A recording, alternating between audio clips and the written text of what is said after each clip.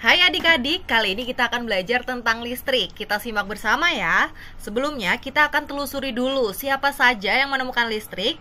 Tahun 1600-an William Gilbert menemukan gaya tarik listrik dan medan magnet. Tahun 1751 Benjamin Franklin juga menemukan adanya listrik statis. Dan ini nih, si bapak listrik dunia adalah Michael Faraday menemukan gelombang elektromagnetik arus listrik pada tahun 1791. Nah, itulah sekilas tentang beberapa tokoh penemu listrik. Lalu, apa sih pentingnya listrik bagi kehidupan manusia? Adanya listrik banyak membawa dampak perubahan masyarakat dunia. Segala aktivitas kita bisa dilakukan sepanjang waktu, pekerjaan apapun bahkan bisa lebih efektif dan efisien. Sekarang kita bisa belajar di malam hari dengan penerangan yang cukup. Listrik itu penting banget loh buat kehidupan manusia. Lalu gimana sih listrik bisa sampai ada di rumah kita? Nanti kakak jelasin deh supaya lebih paham. Yuk kita bahas dulu tentang listrik.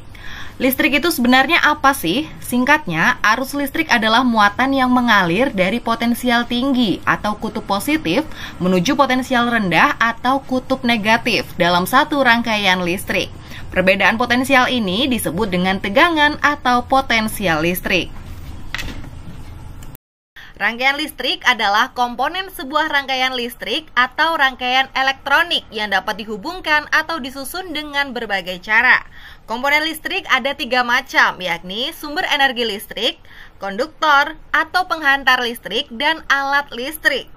Berikut ini contoh komponen listrik sederhana, yakni baterai sebagai sumber energi, saklar sebagai penghubung dan pemutus arus listrik, bohlam lampu sebagai alat listrik yang mengubah energi listrik menjadi cahaya, dan kabel terdapat kawat tembaga sebagai konduktor atau penghantar arus listrik. Bagaimana arus listrik dapat sampai ke rumahmu? Arus listrik dihasilkan oleh generator raksasa pada pusat pembangkit listrik.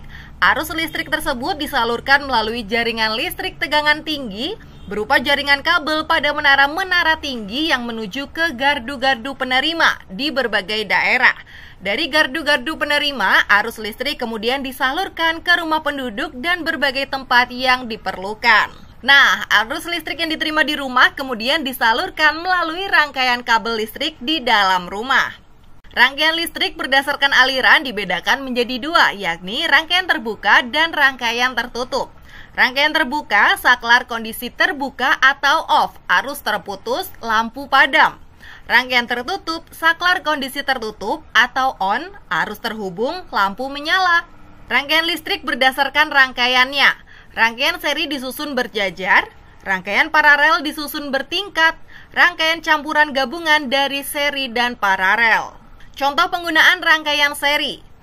Contoh penggunaan rangkaian paralel. Keuntungan rangkaian seri hanya memerlukan sedikit kabel. Lampu pada rangkaian seri akan menyala lebih terang. Kuat arus sama antara lampu satu dengan yang lainnya. Kelemahan rangkaian seri boros. Bila satu lampu mati, maka semua lampu akan mati. Baterai akan lebih cepat habis.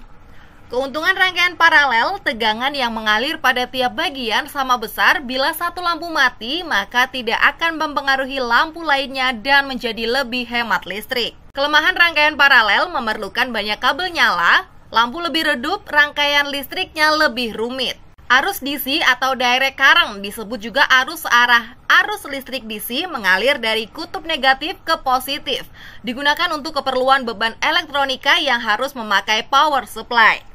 Arus AC atau alternating current disebut juga arus bolak-balik dihasilkan oleh generator yang dapat menghasilkan listrik besar dan arahnya selalu berubah. Disebut juga arus bolak-balik dihasilkan oleh generator yang dapat menghasilkan listrik besar dan arahnya selalu berubah setiap waktu. Listrik PLN menggunakan arus bertipe AC dengan frekuensi 50 Hz.